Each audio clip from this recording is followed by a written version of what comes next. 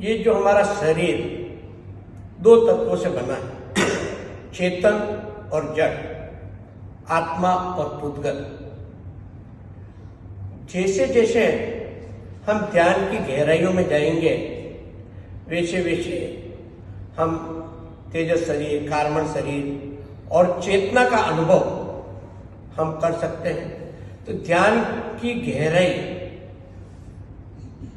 हम सोचेंगे एक दिन में हो जाएगी, बहुत मुश्किल है। उसके निरंतर अभ्यास, प्रयास और हम कैसे जीते हैं, हम जहां रहते हैं वहीं से ध्यान की शुरुआत होती है। सुबह उठे, हम भावक क्रिया के साथ कोई भी अगर काम करेंगे तो वो ध्यान है। ध्यान के लिए अलग से बैठने की कोई जरूरत नहीं है, ये तो एक पद्धति अलग अलग चल रही है। बाकी हम जो जीवन जीते हैं उसमें हम भावक क्रिया के साथ उसी भाव में जब जिएंगे तो वो ध्यान की सही अनुभूति होगी। यहाँ पे हमारे साधक मित्र शांतिलाल जी ने बहुत अच्छी तरह से हमें ध्यान का अनुभव कराया। ध्यान की पद्धति के माध्यम से अलग अलग प्रयोग कराए, जिसमें श्वास प्रेक्षा, शरीर प्रेक्षा और अंत में साक्षी भाव के साथ जो ध्यान किया। तो उसमें क्या होता है, जब हम ध्यान करते हैं, हम एकाग्रता से अगर उसको पकड़ेंगे तो हमारा जीवन सफल होगा और इस क्षेत्र में हम आगे बढ़ते जाए, इसी भावना के साथ ओम आत्मा। गुरु चरणों में भाव भरा अभिनंदन मेरा, नमन मेरा मुनि चरणों। आदरणीय साधकगण, साधक जय जिनेन्द्र। अनुभव सुनाना एक बहुत ही कठिन काम है। नींबू कहेंगे कि आप खट्टा है, लेकिन गुड़ कहेंगे मीठा है। लेकिन अगर आपको घी का स्वाद पूछा जाए नहीं बता सकते। जो करने वाला है, जो चखने वाला है, वही जान सकता है। लेकिन मेरा आज का यह अनुभव है कि बहुत ही अच्छा अनुभव रहा, शांति का अनुभव हुआ। मुझे मौन रहना बहुत कठिन लगता है, लेकिन फिर भी आज मैंने पूरा मौन का पालन किया। और आदरणीय साहब ने, सहयोग साहब ने बहुत ही अच्छी तरह से हमें करवाया। उनकी वाणी में जो मिठास है और जो तरतमता से उन्होंने करवाया, बहुत ही सभी साधकों के लिए अनुकरणीय है। और मैं आपको बहुत बहुत कृतज्ञ करती हूँ। गुरुदेव के प्रति कृतज्ञता, मुनिश्री के प्रति कृतज्ञता। और आप सभी से यही अपील करती हूँ कि हम भी साधक तो बने ही, प्रशिक्षक भी बनकर आगे अपनी उन्नति कर पाए, इसी आशा के साथ ओम। ऐसा ध्यान की क्रिया, ध्यान, योग और ये सब अपन करते हैं। मेरा एक्सपीरियंस जो है, हम 8 साल पहले मैं यहाँ से वहाँ तक नहीं चल सकता था। वहाँ चलने में मुझे इतना श्वास चढ़ता था कि जिसके कोई हद ही नहीं, वहीं पर बैठना पड़ता था, चल नहीं सकता था। तो हमारे वहाँ पर नाला सोपारा में एक योगाचार्य जी है, तो उनके वो निःशुल्क सेवा में मतलब योगा कराते हैं वहाँ पर। तो उनके साथ में 8 साल तक कंप्लीट योगा करता हूँ। 99% ब्लॉकेज, 5000 का इंजेक्शन लगा दिया, कल आपका ऑपरेशन हो जाएगा, बाईपास हो जाएगा। वो बाईपास से बचा। डॉक्टर को बोला मेरे पास पैसा नहीं है, मैं वापस जा रहा हूँ, आपका जो काम आपने रिपोर्ट निकाल दिया है, मैं जा रहा हूँ वापस। डॉक्टर बोला हमारी जिम्मेदारी नहीं है। तो बोला कोई बात नहीं, हमारी आपकी जिम्मेदारी नहीं है तो चलेगा, जैसा है वैसा ही। फिर वही योग के द्वारा हमने वो 99 ब्लॉकेज पूरा क्लियर किया उस योग के द्वारा। उसके बाद में एक बार मेरा भी ये मतलब बोले डायबिटीज हाई बोले 600 तक पहुंच गया। वो डायबिटीज को अर्जेंटली इमरजेंसी ट्रीटमेंट लेने के लिए हॉस्पिटल में एडमिट हुआ। और फिर 4 दिन बाद में उसको डायबिटीज को मतलब रिवर्सल करने का, डायबिटीज को मेंटेन करने के लिए तो डॉक्टर टेबलेट देते ही, मतलब डॉक्टर बोलते हैं लाइफ टाइम खाओ। और उसको हमारे योगाचार्य जी ने मतलब इस योग के द्वारा ही मेरा जो डायबिटीज था आज वो पूरा नॉर्मल कर दिया। और लगभग 2 साल पहले की बात है, गुरुदेव बोईसर पधारे थे, तो बेटा गांव में हमने उस समय मतलब वहां पर जमीकन का त्याग कर दिया, रात्रि भोजन का त्याग कर दिया।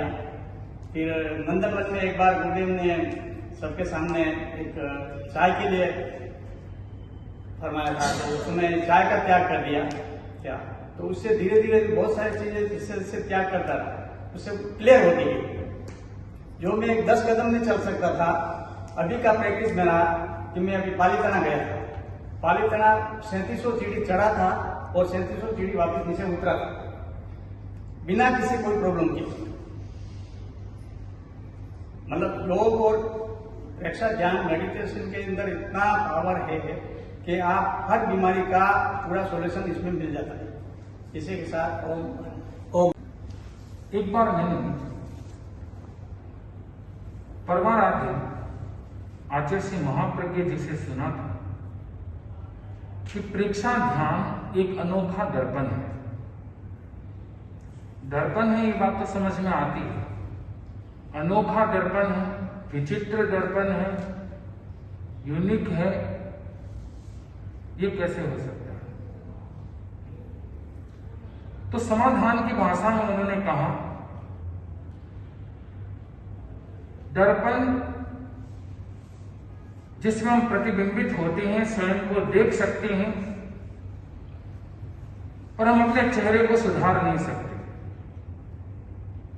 उसमें अपनी कमियों को देख सकते हैं या विशेषताओं को देख सकते हैं, उन कमियों को ठीक नहीं कर सकते, उन विशेषताओं को बढ़ा नहीं सकते। प्रेक्षा ध्यान एक अनोखा दर्पण इसलिए है जिसमें हम केवल समस्याओं को देखते ही नहीं, समस्याओं का समाधान भी कर सकते। और जहां समस्याओं का समाधान न हो, उस विधि का, उस स्थिति का प्रयोजन भी क्या? उद्देश्यहीन कोई भी कार्य कभी सफल नहीं होता। कई बार सुक्त बोला जाता है, अपना सत्य में सच्चा। क्या मतलब है इसका? स्वयं सत्य खोजे और सत्य सत्य। कैसे खोजोगे सत्य? ये सुक्त भी आपको बताया गया, रटाया गया है, आपने खोजा है सत्य को? क्या जवाब देंगे?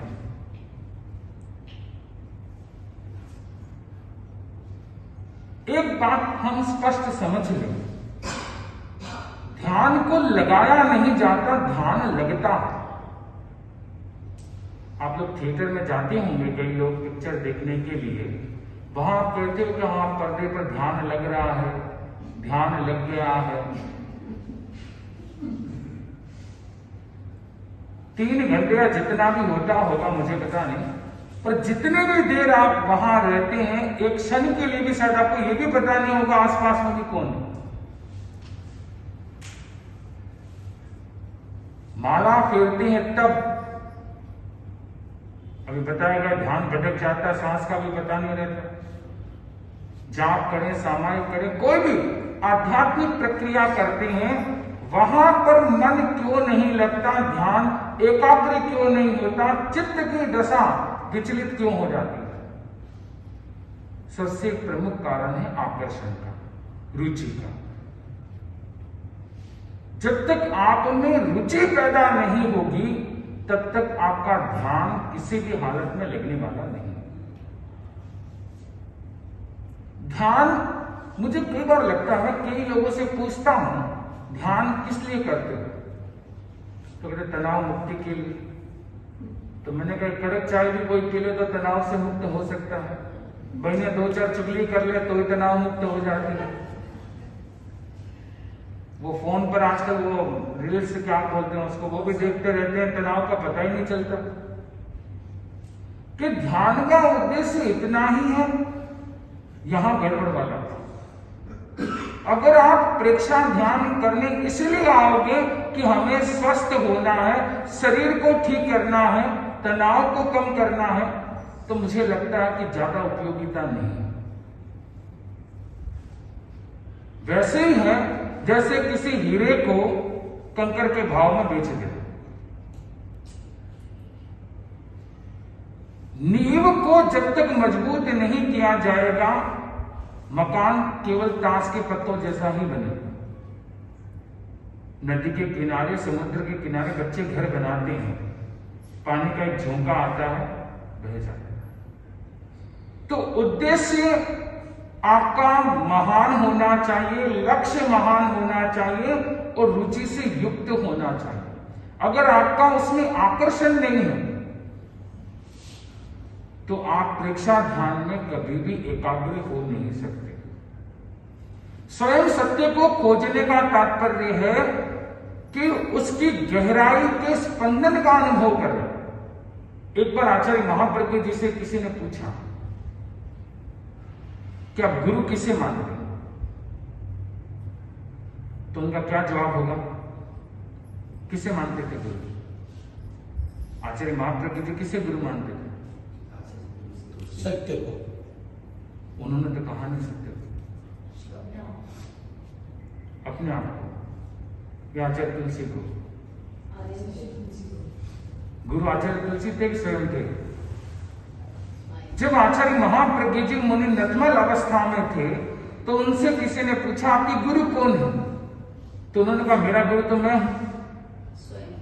बड़ा आश्चर्य हुआ उनको, कहा कैसे कैसे कह रहे हैं? तेरा ग्रंथ में कोई भी मुनि ऐसे कैसे कह सकता कि मेरा गुरु मैं हूं? तो क्या आचार्य तुलसी आपके गुरु नहीं है? क्या आप उन्हें गुरु नहीं मानते? तो आचार्य महाप्रज्ञ जी ने एक बड़ी गहरी बात की, बड़ी दार्शनिक बात की। उन्होंने कहा आचार्य तुलसी मेरे गुरु हैं, मेरे इष्ट भगवान महावीर है। ये बात किसने मुझे बताई? मैंने स्वयं ही तो स्वीकार किया कि आचार्य तुलसी मेरे गुरु है। क्या आचार्य तुलसी ने कहा कि तुम मेरे शिष्य बन जाओ? अगर आचार्य तुलसी शिष्य बनाते तो पूरे विश्व में किसी को भी बना लेते। मैंने स्वयं अपनी मेधा से, प्रज्ञा से, बुद्धि से आचार्य तुलसी को अपने गुरु के रूप में स्वीकार किया है। वो सत्य खोजने की ताकत मेरे में है, इसलिए मैं अपने आप को अपना गुरु मानता हूं। इसलिए आचार्य महाप्रज्ञ जी ने अपनी अनेक पुस्तकों में ध्यान के संबंध में बहुत विस्तार पूर्वक लिखा है। पर एक बात उन्होंने, मुझे नहीं पता आप लोगों को पता है नहीं पता, तब होता है ध्यान का जन्म।